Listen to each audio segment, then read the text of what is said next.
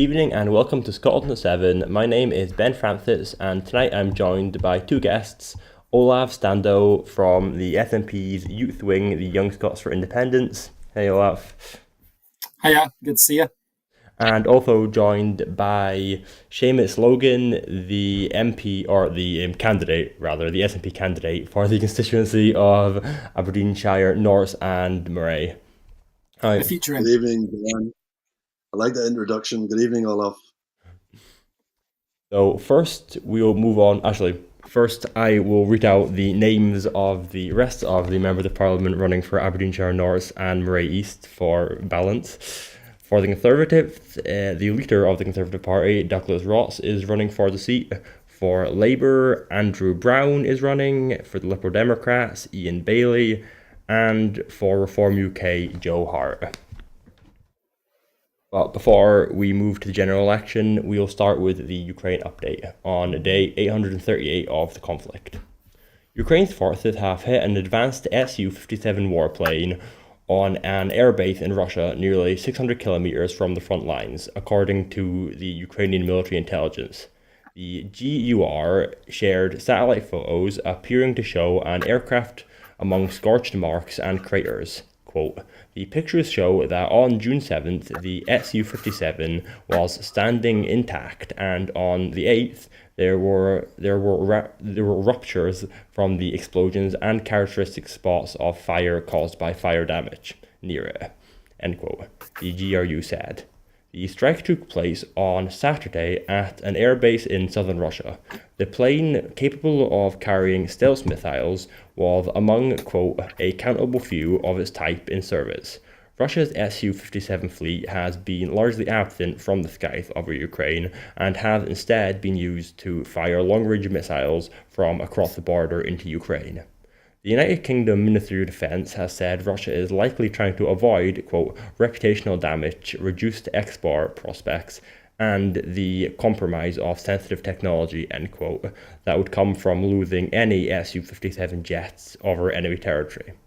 The Russian Defense Minister said its forces downed 3 Ukrainian drones in the region of Ukraine where the airstrip was.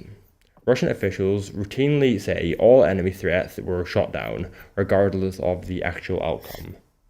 Russian forces appeared to be making headway in their assault on the strategic Ukrainian town of Chaziv Yar, according to reports on Sunday from both sides in the conflict.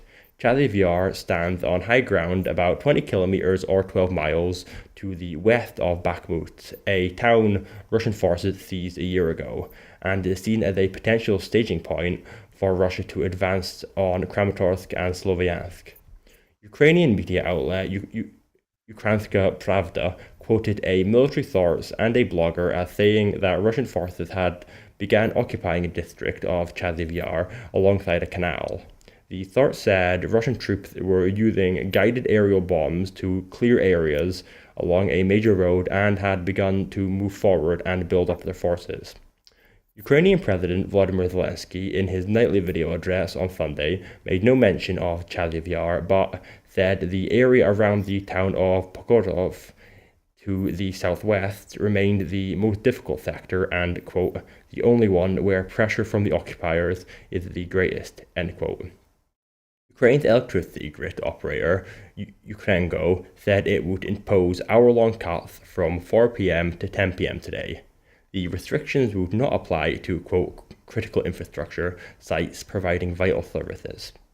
Ukraine's government ordered all ministers and regional authorities last Friday to stop using air conditioning and switch off external lights. So, just first to direct a question to you, Olaf.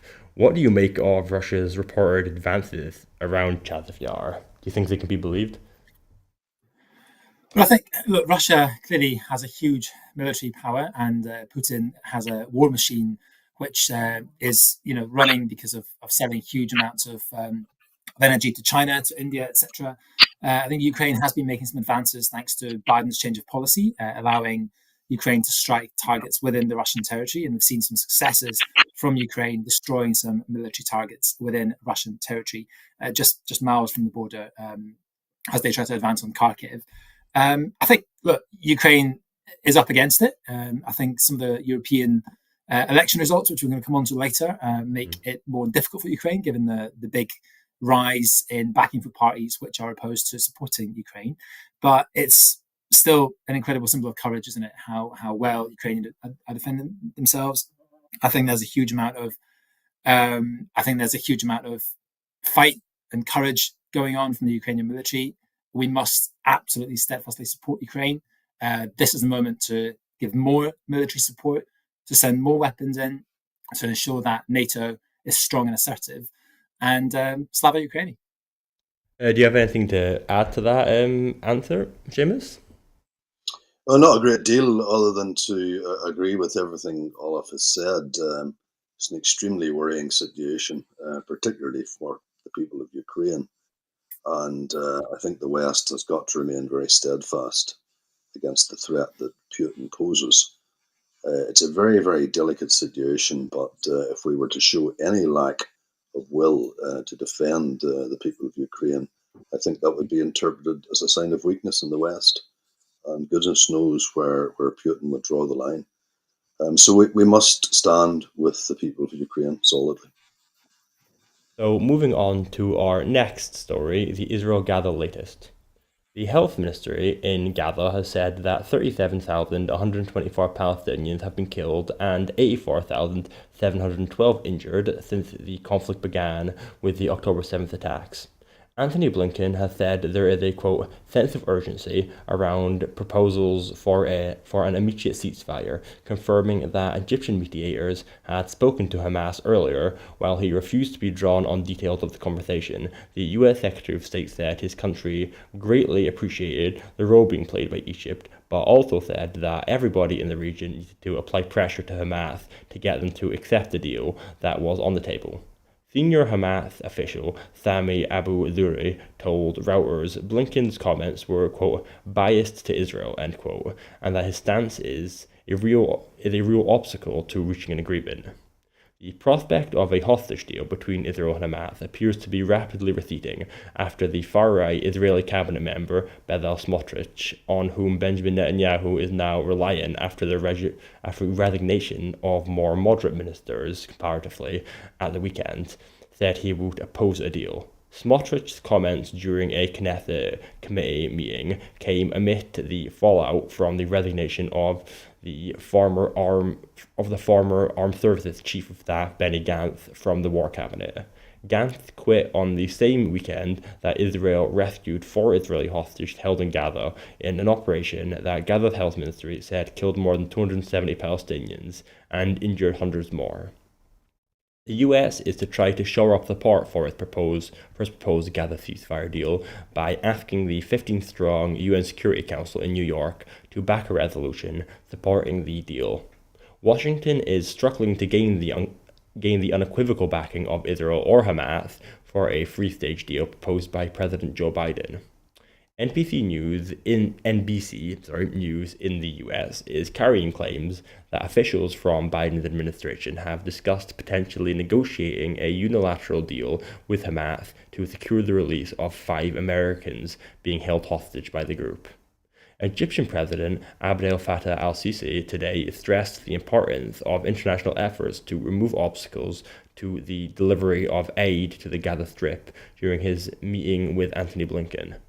The Palestinian Red Crescent Society has criticized Israel for continuing to keep the Rafah border closed, calling it, quote, an enforcement of collective punishment, end quote, while Gaza suffers what it describes as, quote, acute levels of famine.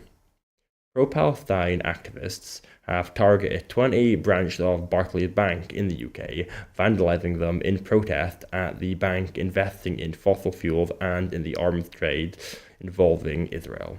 Australian Prime Minister Anthony Albanese has asked activists to, quote, turn down the heat after the US consulate in Sydney was damaged in what appeared to be an act of pro-Palestinian support. So I'll just start with you, Seamus. Do you think, in the context of Antony Blinken's visit to the Middle East, do you think the US is serious about securing a ceasefire, given that it clearly seems to back and arm one side in this conflict? Very difficult to know. Very difficult for me to comment sitting here in Fraserburgh. But what I do know is that there must be an immediate ceasefire in the Middle East. An immediate ceasefire. The West must stop supplying weapons to the whole conflict, and we must see the development of a two-state solution as quickly as possible. I was very pleased that my own home country of origin, Ireland, recently recognised the state of Palestine. And I was also very proud that our Westminster leader, Stephen Flynn, forced the Labour Party and others to accept the need for an immediate ceasefire in Gaza. We can only hope that the situation will improve immediately because the loss of life for everyone out there is just an absolute tragedy. And that's the hope that a ceasefire will offer, and it will also provide the opportunity for huge foreign aid to come into the country to relieve the people. I just can't begin to think what the conditions must be like for the folk who are still living there and enduring this on a daily basis. It's beyond belief. It really is. So yes, I hope that. Excuse me, that's my dog. I do hope that there will be a push by the US, especially now in the wake of the resignation of Benny Gantz, that they will push hard with Netanyahu to bring an end to this conflict. So, looking at the time, we'll move on to the main section of our programme, the general election campaign. Firstly, with the Conservatives. After the fallout from his decision to replace David Duggan as the candidate in Aberdeenshire North and Moray East constituency, Douglas Roth today announced that he would be stepping down as Scottish Conservative leader following the election. Mr. Roth has also been facing calls to make a personal statement about reports that he had submitted 28 parliamentary expense claims relating to his football refereeing work. Rishi Sunak has also vowed he will fight to the last day of the election. However, latest polling suggests that he has an impossible task to catch up with Labour's lead, with the fallout from missing part of the D-Day commemoration continuing to damage his prospects.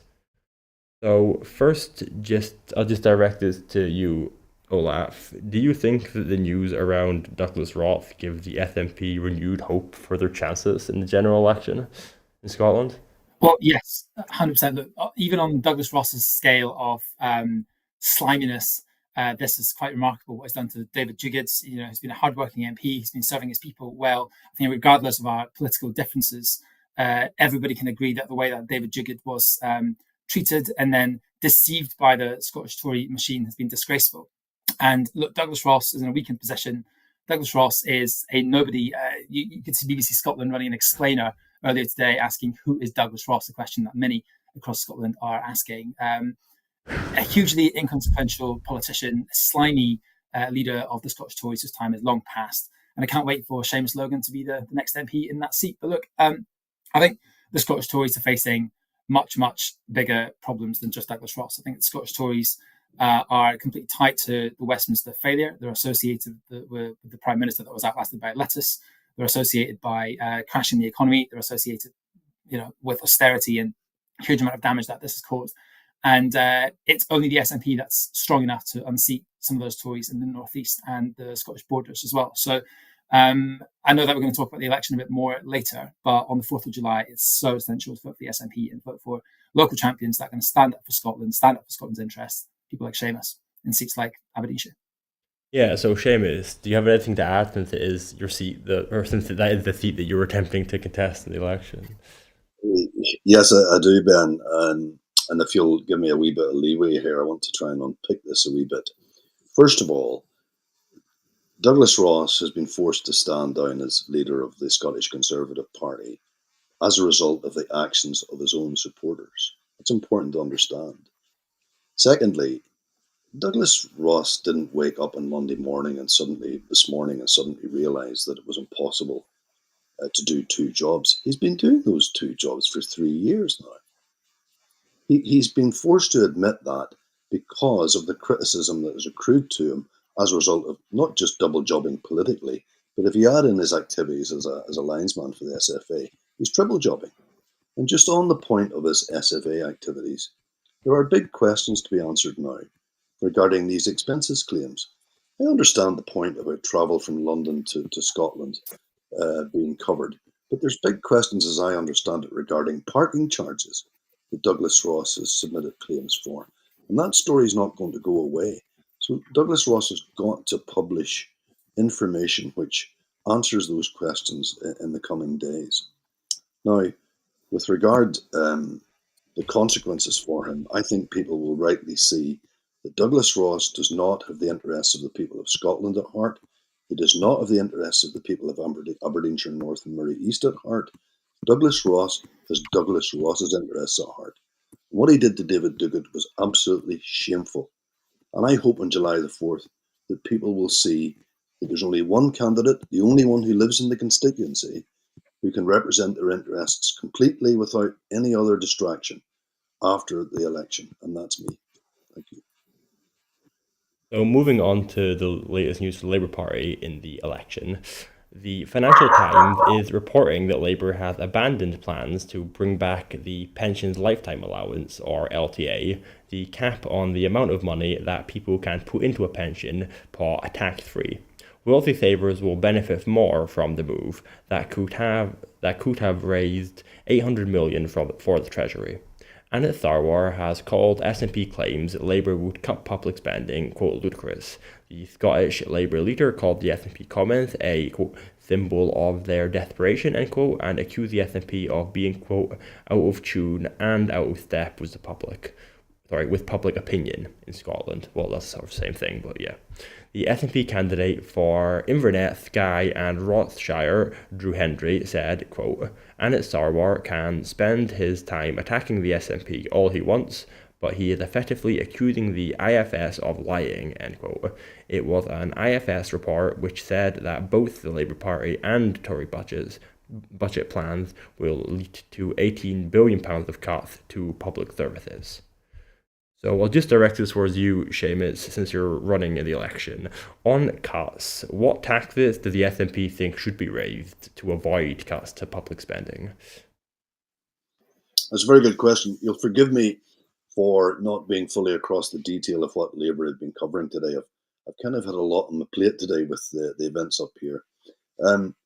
Look, the question about the IFS report stands to be answered. 18 billion, I think, is the figure. 18 billion is the figure that's being quoted as the extent of public service cuts that are coming down the pipe. Where I think the focus of the incoming government should be is on the super rich. It should be on the energy companies who are making massive profits at a time when people are struggling to pay their bills. It should be on a range of other big companies who, for all sorts of reasons, are able to hide their profits in tax loopholes. And that's where I think the incoming government could raise a significant amount of tax revenue, which would allow us to get a better settlement for the people of Scotland, so that we're not faced with the worst effects of these public service cuts, which are coming no matter whether it's Labour or Tory. Does your party have any, specific taxes that it wants to raise, like a wealth tax, for example, that's been proposed by a lot of political parties around Europe? No, and not that I am aware of specifically. The area where I think we might be able to raise taxes locally, for example, would be with regard to land, which is not currently being put to any good use. Large landowners, for example, who are sitting with literally thousands of acres of land, which produces no economic benefit for the people of Scotland. So in land reform, that's where I would see the opportunity perhaps for additional tax revenue. Okay, that's interesting, yeah. Do you have anything to add to that, Olaf? In terms of what taxes, I the think, SNP? firstly, Anna Sarwar's comments that this is SNP claims about the impact of austerity and the 18 billion of cuts that's about to be wielded. That's not the SNP's claims, that's the IFS, the independent IFS. And if Anna Sarwar thinks that the IFS is lying, then clearly Anna Sarwar has questions to answer. But look, I think in terms of taxation, it's very, very clear that Scotland's progressive income tax system is working. Scotland's progressive income tax means that more people are moving to Scotland and paying tax as a net. It's benefiting the economy. It's benefiting public services. But this is not the time to raise more taxes. It's very, very clear that the economy is struggling. And what we need to do is promote, inclusive and sustainable economic growth to make sure that we take people with us. We also need to look at scrapping things like the two-child cap, which Labour is refusing to do. That's something that's keeping 100,000 kids in poverty in Scotland, something that is a clear effect of Westminster rule. And I agree with Seamus as well that land reform is definitely something worth looking at. But also making Scotland friendly towards businesses, especially small businesses that are still paying the price of the COVID pandemic, that's still paying the price of Brexit, that's still paying the price of austerity. So we need to have a balanced approach in there. And I think the SNP represents that. Okay, yeah. So when you say you don't think it's the time to raise any new taxes, so that just like specifically towards like working people or like taxes in general? Do you not think that we should perhaps raise top rate of income tax or corporate tax, for example? Well, given how historically low they are. Yeah, I mean, I think, look, this is not the time to raise the top rate of income tax because people are feeling quite squeezed already, and taxing the very richest at the top rate of income tax actually does not raise that much revenue in comparison to some other taxes that you could do. So again, taxing land, taxing something that does not produce growth, taxing assets that are effectively laying there dormant and not being used for the wider economy, that makes a lot more sense. Exploring solutions that go way beyond income tax. I think that's the way to go. Okay. So now we'll move on to the Liberal Democrats. The Liberal Democrats have become the first of the big parties in the UK to launch their election manifesto with a pitch to voters based on boosting the NHS and social care. They also said that, unlike those of the Labour and Tories, their plans were fully costed. The 116-page manifesto has been launched alongside a costing document which pledged increased capital gains tax for very wealthy people, plots new levies on aviation, energy companies and banks. The Liberal Democrat manifesto was criticised by the Scottish National Party for failing to mention a return to the European Union, despite the Liberal Democrats claiming to be a pro-European party. The SNP have said that they will put Scottish jobs first and warned that they... Oh, wait a minute. Sorry, no. Ignore that. Six to the Liberal Democrat part. I just started reading the SNP section. So, based on the Liberal Democrat part, Olaf, question for you. Do you think that regarding the EU, it would have been viable or like democratic for the Liberal Democrats to propose rejoining the EU? Given that, only in 2016, the people of the United Kingdom voted to leave. Would that be a good, smart decision for them? Right. So in 2016, people in the UK did vote to leave. You can't deny the fact that the majority in England and the narrow majority in Wales did vote to leave. But firstly, it was predicated on a massive lie and on a big red bus. All of these lies have been completely debunked and shown as untrue. You've also had a lot of people changing their minds since then. I mean, polling consistently shows that there's this phenomenon of regret. Huge amounts of people are regretting their vote. They would like to have a say in the future EU membership. I think you have to do this gradually if you're in the UK. I think the Lib Dems perspective of, joining the single market, joining the customs union, and long-term joining the EU makes a lot of sense. But look, for Scotland, we're in a different position because Scotland voted to remain massively. So 62% of people voted to remain in the EU. Of course, 2 years before that, we were promised that we would stay in the EU by voting no, another complete lie that's been comprehensively debunked. And I think, in Scotland, what we need is independence and EU membership as a standalone nation so we can play a full part in the world and not be affected by the whims and the decisions of the Westminster politicians. I really wish that the rest of the UK rejoins the EU. I hope they do. I hope that Keir Starmer and possibly the Liberal Democrats, if they have any role in the future government, see sense and return to a more sensible position. But, the SNP cannot count on the whims and the will of distant Westminster politicians. What we need to do is seize that power into our own hands, become independent and become part of the EU. And the only way to do that is with independence. That there is no other party that's offering full EU membership apart from the SNP. Do you think that the political will still exists, like even within Scotland, to like rejoin the European Union, especially Yeah, given how of many course. years Brexit was drawn out for? Most people I know, I don't think would be very excited about the prospect of going back into the whole Brexit debate to rejoin. Look, I think, let's be honest, Brexit is not top of the agenda for people right now. It's cost of living, the economy, the NHS. Brexit is not the top of the agenda because it's not talked about enough. There's a conspiracy of silence between Labour, the Tories, and many parts of the UK media that are pretending that Brexit either is not happening or that Brexit is great and is giving us lots of gains. Brexit is making all of us so much poorer. If you think about this, it's adding about £240 to an average food bill. It's causing chaos at the border with many exporters, having massive difficulties exporting the goods. We lost freedom of movement. Young people can't do Erasmus anymore. Our key industries are having massive shortages of workers. So Brexit is hugely important. If you think about this, Brexit's impact on the economy has been double that than of COVID. It is a hugely, hugely important issue. And even though it's not coming up as the number one issue on the doorstep, it's part of the package that the SNP is offering, which is anti-austerity politics, which is standing up for Scotland's interests, and it's offering independence in Europe. And it's hugely important, and it should come very soon. So, Seamus, just before we move to the Scottish National Party, do you think that the Liberal Democrats can be trusted to deliver all the pledge they've made in their manifesto? Given that last time they were in government in 2010, they very notoriously reversed one of their main pledges on tuition fees. Yes, and we have long memories about that.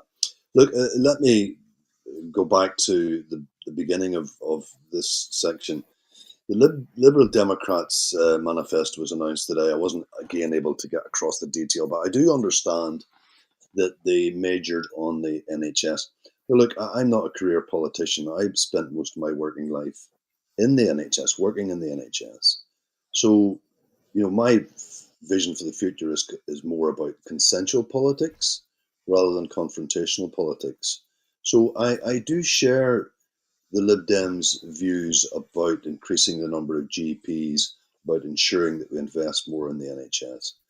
But you're quite right when you talk about their position on Europe. I think they're trying to speak out of both sides of their mouth. We don't talk about Brexit that much, of course, nowadays, but what we do talk about are the effects of Brexit. And we see it all over the place here in the Northeast, whether it's in relation to shortages in the fishing industry and processing, whether it's in hospitality, tourism, and the NHS and social care. Now, we could approach this in a stratified way. We could look to, for example, the single market, as Olaf has said, the customs union, and indeed full membership again. But this will be the choice of the Scottish people. And that's the key to this question. We will do those things. It's our policy, of course, but we will do those things where it is the will of the Scottish people. And that's the whole point about independence for Scotland. It's allowing the people of Scotland to make the choices that are best for the people who live here. So the Lib Dems don't really impress me with what they've said today because, as you've rightly pointed out, Ben, they've promised things before and then they completely reneged on their promise. And young people all over the rest of the UK, not in Scotland, but all over the rest of the UK, have been paying the price for that in terms of tuition fees, which leave them with a huge burden of debt at the end of their studies. And so I really feel that our young people in Scotland should really remember that's a core principle of the SNP's approach here. It's not so much whether the Liberal Democrats can be believed, it's more about whether they'll actually be able to exercise any influence in those matters. So, just lastly on the general election, we'll move on to the SNP. The Scottish National Party have said that they will put Scottish jobs first and warned that the Labour Party plans will put an end to the prospect of a green energy transition after Offshore Energies UK, a top trade body for the energy sector, has said Labour Party energy plans, quote, don't make sense, end quote. In a Sunday Post article, OEUK Jenny Stanning said funding proposals for the Labour Party's flagship election pledge, GB Energy, do not make sense and could risk a permanent exodus from the UK's energy sector. The SNP's Stephen Flynn said, quote, "The Labour Party must take heed of the stark warnings from OE UK, who have added their voice to growing alarm amongst experts, unions and industry about Keir Starmer's plans," end quote. Adding, quote, "The SNP firmly opposes these proposals and will put Scotland's energy sector and Scotland's energy interests first." So I'll just direct this question towards you, Seamus. Just more broadly, in an independent Scotland, which I guess is one of the main campaigning issues of the SNP, what would the Scotland's energy sector look like? Would we still use oil?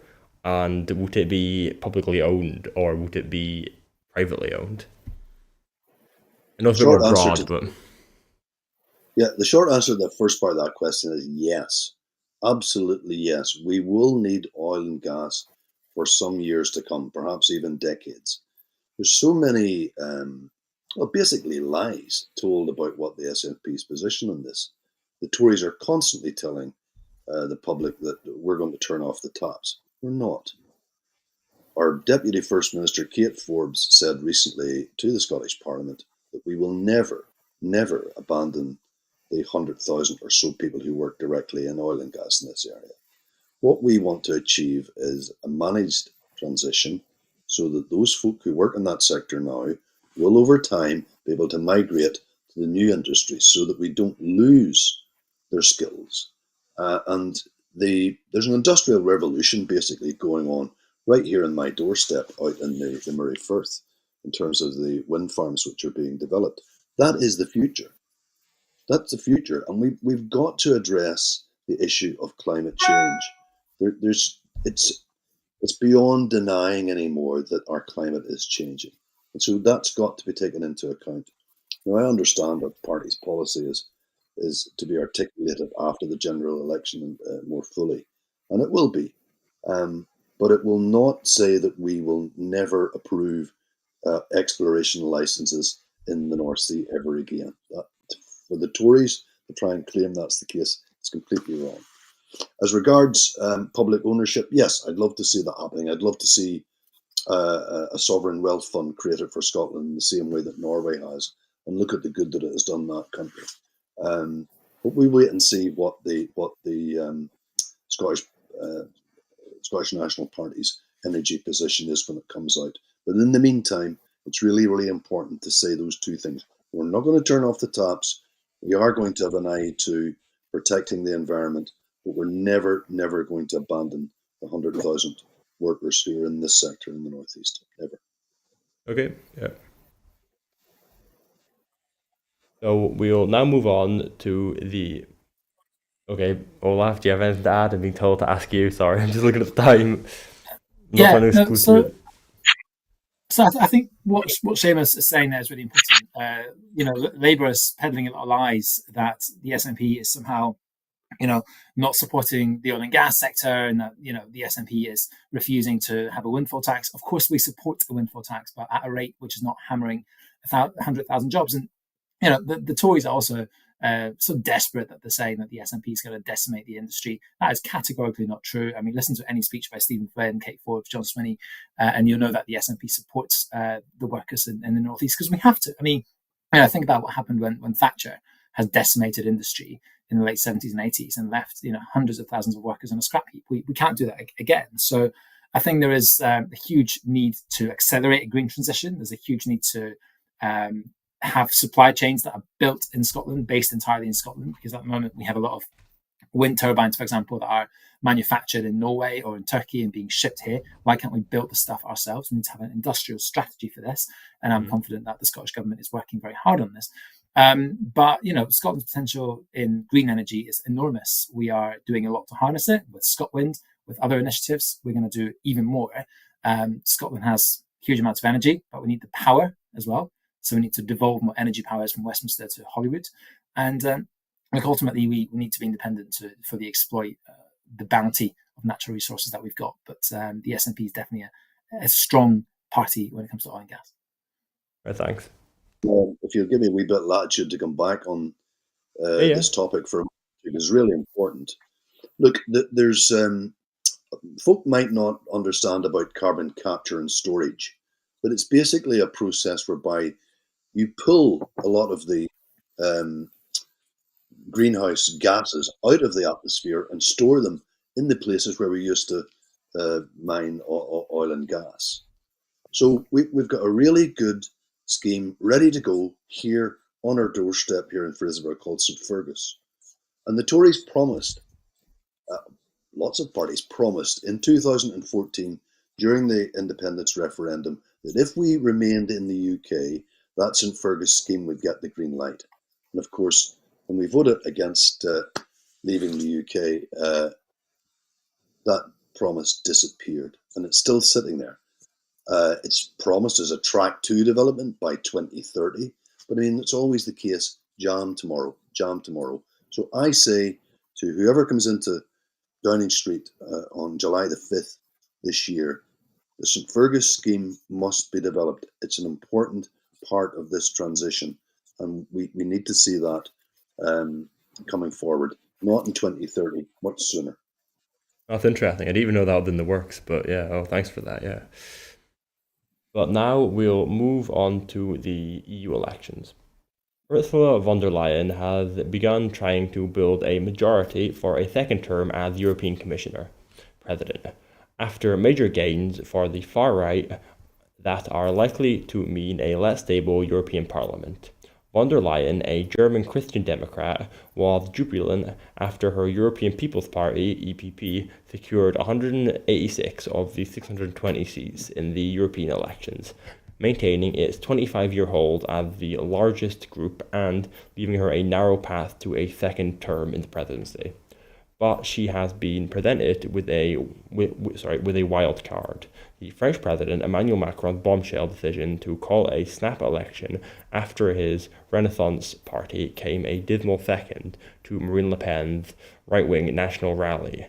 The National Rally won about 32% of the French vote, more than double the 15% or so scored by Macron's allies, according to projections. Von der Leyen, the first woman to lead the Commission, was the EPP's lead candidate and remains in pole position. Nordic countries bucked the overall trend of the EU elections, with left-wing and Green parties making gains, while far-right parties saw their vote share diminish. Denmark saw a surprise surge in support for the Socialist People's Party, SF, which became the largest party with 17.4% of the vote, up 4.2% compared with the 2019 results, with all votes counted. The ruling Social Democrats lost 5.9 percentage points, winning only 15.6% of the votes. German Chancellor Olaf Scholz's unpopular governing coalition lost out to the Conservative opposition. The Conservative bloc, dominated by the Christian Democratic Union, or CDU, maintained its position as the strongest German party in Brussels with more than 30% of the vote, while the far-right Alternative for Deutschland, AfD, made gains despite a string of scandals surrounding its top 2 candidates for the European Union legislature. The Fidesz party of Hungary's Viktor Orban received the most votes, but its performance was its worst in years. Peter Magyar, who broke ranks with Orban's party in February, managed to build up Hungary's strongest opposition party in a matter of months, with his Respect and Freedom party was expected to take 31% of the vote. The new European Parliament is on course to have more politicians from parties that deny climate change and fewer from parties that want to cut pollution faster. The results of the 4-day election, which are still being finalised, show sizable gains for right-wing and far-right parties and a drop in support for the Greens that has cost them about a quarter of their seats. It has raised fears that the European Union is about to put the brakes on climate ambitions that have helped set pollution-cutting standards globally. The European far-right, while deeply divided over cutting its ties to its fascist roots, has mostly stood together in its opposition to the Green Deal, but its members have treated climate policy as a side issue, one that scores easy wins in culture wars, but that is not worth pushing in election campaigns based on immigration, identity, and the economy. Their supporters generally accept the science around climate change, and vote based on other policy positions. So, just first for you, Olaf, why do you think voters across Europe shifted to the right in this election? Well, look, I think a lot of it has to be the failure of the established social democrat parties and the lack of long-term vision, the lack of ideas for how to transform Europe in a time of permacrisis. And we've also seen this appeasing of far right and populist talking points by a lot of the media. I mean, you can only see in the UK the kind of madness caused around Nigel Farage and the kind of hype and all of his talking points being adopted, thus forcing mainstream parties, quote unquote, like Labour and the Tories, to fall further into Nigel Farage's trap. But look, if you try and copy the far right, you get defeated by the far right. And if you adopt some watered down, far right policies on migration, for example, you also get defeated by the far right. We've seen that with Macron, for example, in France, who, I have a lot of respect for Macron. I have a lot of time for Macron. But in his attempt to shave off some of the votes from the far right and from Le Pen, he's adopted a much more hardline policy on migration. He's never going to win on the issue of migration because that's not his natural territory. All it means is that he just lost credibility among a lot of his base. To beat the far right, what you've got to do is provide a popular and sustainable vision for how to fix society. You've got to tackle the fundamental problems. You need to show long-term thinking, strategic thinking on big issues like climate change, like the rise of authoritarianism, industrial strategy. How do we make sure that Europe is prosperous and fairer? And also to fight the far right, centrist parties cannot be timid. They can't be afraid of getting down and dirty and fighting, because when we have disinformation and misinformation peddled by the far right and aided by Russian troll armies, we cannot afford simply sitting still and saying, no big deal, right? I've seen a lot of commentary after this election saying, yeah, the far right made some gains, but it's not that bad because the centrist mainstream still holds. Well, the far right has been gaining in every European election for the past 10 or 15 years or so. And while it is not a sort of massive tsunami wave of far right support, it's a steady incremental change. And what the steady incremental change means is that far right politics gets normalized again and again and again. And if the mainstream, centre left and centre right parties do not actually fight and stand up for the Europe that they want, the far right's going to keep on winning. So look, last point that I'll make on this, because it's really important. Scotland is one of the few parts of Europe that doesn't have a parliamentary far right. We do not have a far right party with representation in the Scottish Parliament. Scotland is one of the most progressive parts of the EU. We've been dragged out of the EU by Westminster. Now, if Scotland was to be back in the EU, we could be part of the progressive firewall against the far right, coming up with the big ideas for Europe. And I deeply think that Europe needs Scotland. Scotland needs Europe. You might have heard of the organisation called Europe for Scotland. They've had a really good campaign during this EU election, lobbying MEP candidates to speak up for Scotland and to kind of demand Scotland's right to choose. I think over 40 MEP candidates have signed that pledge. So it's really important for the SNP and for the independence movement, which I'm part of, to advocate for the EU, advocate for rejoining the EU, but also to make those links with our European friends and to show them that we deeply care about the European continent as well.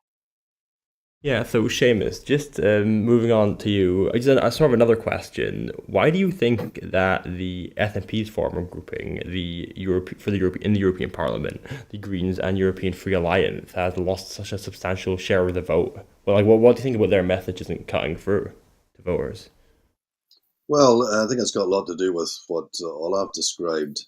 Look, I think it's really ironic that on the 80th anniversary of the D-Day landings, that we're seeing this growth in voter support for far-right parties in parts of Europe.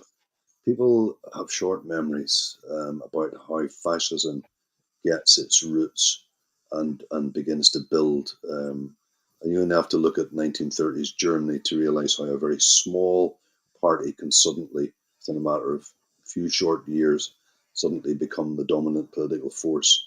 So it only takes for good men and women to do nothing for evil to triumph. So we need to be worried about what's happening in some parts of Europe. It's not an homogenous picture, and there are issues that are at play in different parts of Europe. For example, farmers and their concerns about food security payments versus the measures that are being taken to address climate change. Um, and, uh, and there are other issues as well, migration, for example. And I'm delighted to see that our party, the SNP, taking a very clear stand that we need migrants to come into the country to help us to grow the economy. So that's really good. Um, a bit like what Olaf said as well, I just think it's an absolute shame that if, as an independent country, Scotland would have much larger representation in a European Parliament. I think we only had a half a dozen MEPs before we left. If we were an independent country, we would have a much larger number of representatives. So moving on to our next story, United Kingdom unemployment rising at fastest pace of OECD countries. Unemployment is rising in the United Kingdom at the fastest pace among 38 of the world's richest countries, according to an analysis by the Trade Union Congress TUC. In a release a day before official labour market figures are expected to show another increase in joblessness in the UK, the union body looked at the data from the Organisation for Economic Cooperation and Development, OECD, covering the first 3 months of this year. It found that of the 38 member states, only Costa Rica suffered a similar rise in the number of people losing their jobs between the start and end of January and the start of March. Every region of the United Kingdom was affected by rising unemployment and a falling number of job vacancies, the TUC said, illustrating the dislocation in the labour market between employers who cannot find workers with the right skills and rising joblessness. Figures from the Office for National Statistics, ONS, to be published on Tuesday are expected to show a further rise in unemployment in recent months, in a blow to Rishi Sunak's message that the economy is growing robustly and the quote plan is working. A new business survey from RBS has found that Scotland was a quote standout performer among the UK nations and regions last month, with its private sector economy growth accelerating to the fastest pace in 2 years, a key survey shows. Scotland's strong showing is reported to the latest PMI Purchasing Managers Index report from Royal Bank of Scotland published today. The PMI survey shows that Scotland's private sector growth in May was the second fastest among the UK's 12 nations and regions, behind only Northern Ireland and ahead of London. The acceleration of growth in Scotland contrasted with a slowing of expansion in the overall UK private sector economy last month. So, just a question for Seamus here. What would be your party's plan to tackle unemployment in an independent Scotland? I'm just asking that because that's obviously one of the main staples of your party. Sure. Well, I'm glad you mentioned that RBS report because, yeah, Scotland's economy is performing very well compared to other parts of the UK and regions within the UK. It's interesting that Northern Ireland is ahead. Could that be something to do with the fact that it's able to enjoy access to both the British market and the European Union market? Look, there's some big macro factors at work here, Ben. We've got a declining childbirth rate. We've got a growing elderly population. Thank goodness we're living longer. But the number of people who are able to work and pay taxes is actually declining because our population is falling. So that clearly says to me that what we need to do in an independent Scotland is to create a circumstance with Europe whereby we can once again have the free movement of goods, labour, and services, so that we can welcome people to this country to help our economy grow even further. We already referenced earlier on about the shortages that we have in different parts of the economy.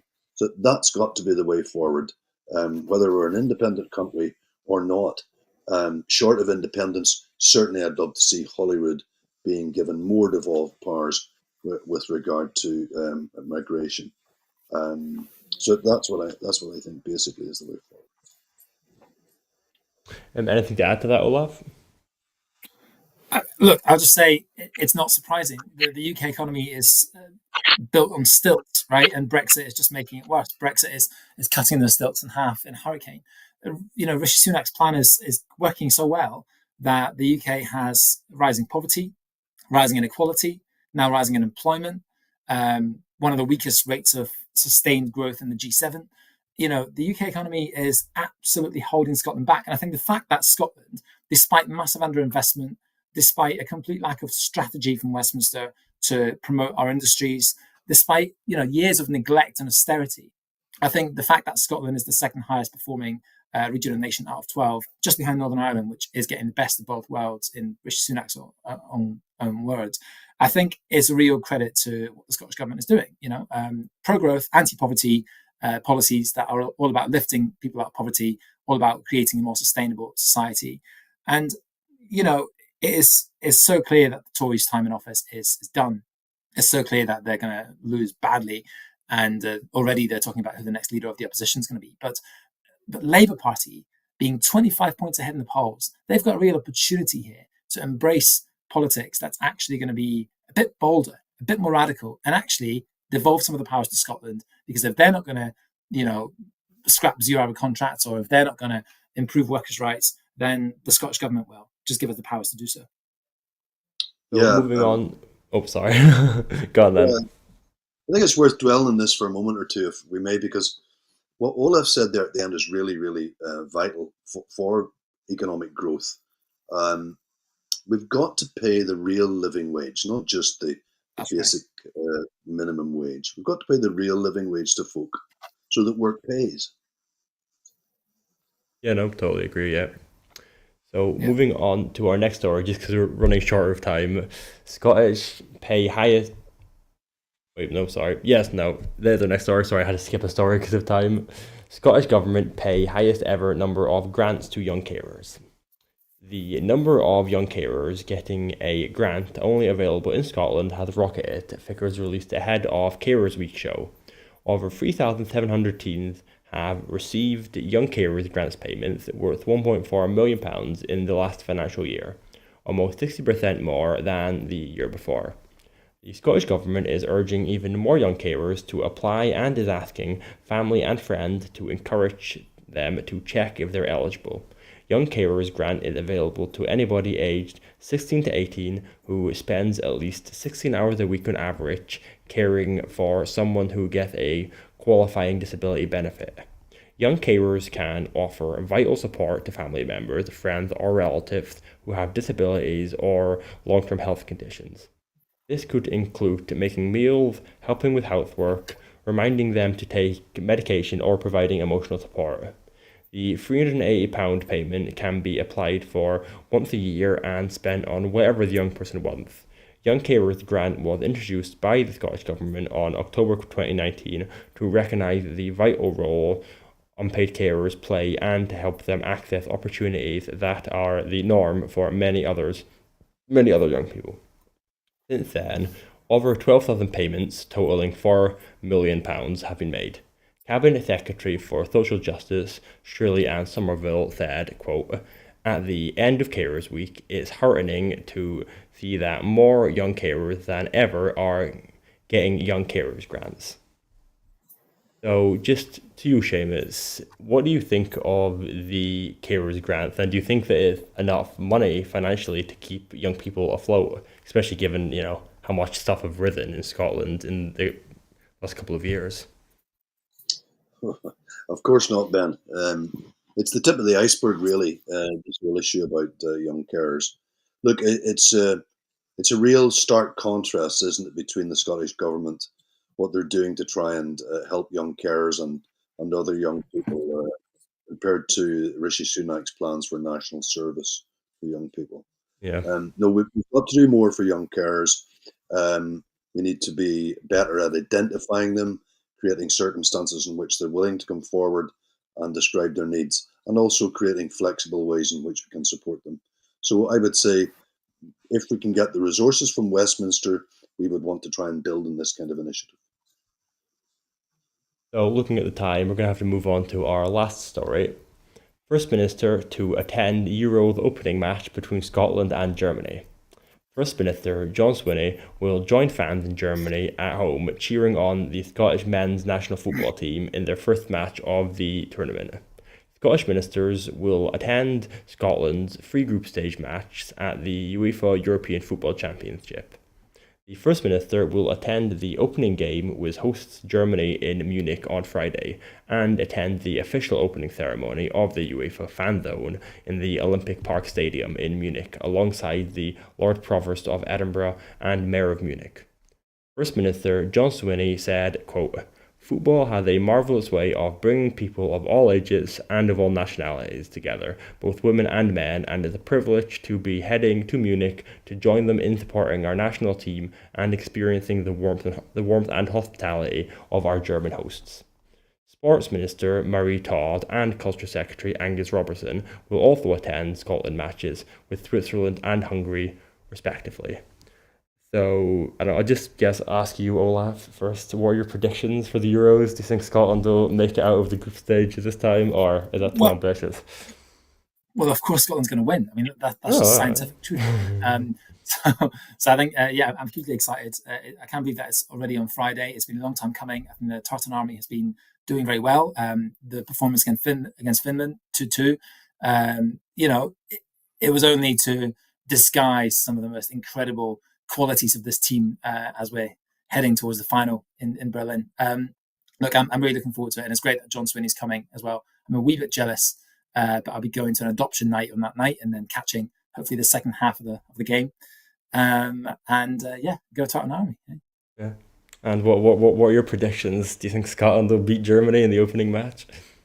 I think Scotland, Ben, could give Germany quite a wee surprise when they play them. I do think the crucial game will be the Switzerland game.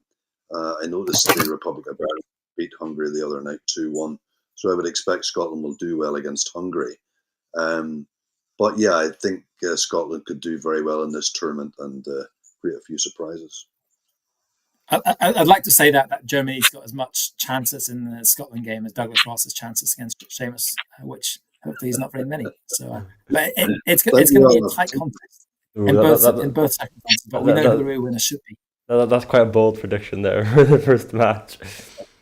But I think looking at the time,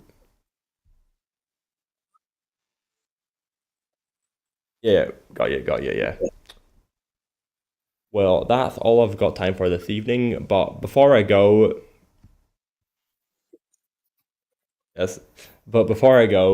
members of the Scottish public can apply for a postal vote before they go to the Euros right now. But also before I go, I just want to remind you that at Broadcasting Scotland, we depend on the generosity of our supporters. Our programmes will always be free to view. However, if you can afford just £5 a month, please consider becoming a Broadcasting Scotland supporter. To everyone who has donated and to everyone who has signed up to make a regular monthly payment, thank you very much. Our focus must now move to securing the future of independent broadcasting for Scotland, growing our subscriber base and regular funding. So thank you again to our guests, Olaf, thanks, and Seamus, thanks. Thank you, Ben. Thank you, Olaf. Thanks so much. It's been a pleasure. Goodbye, and thank you for watching.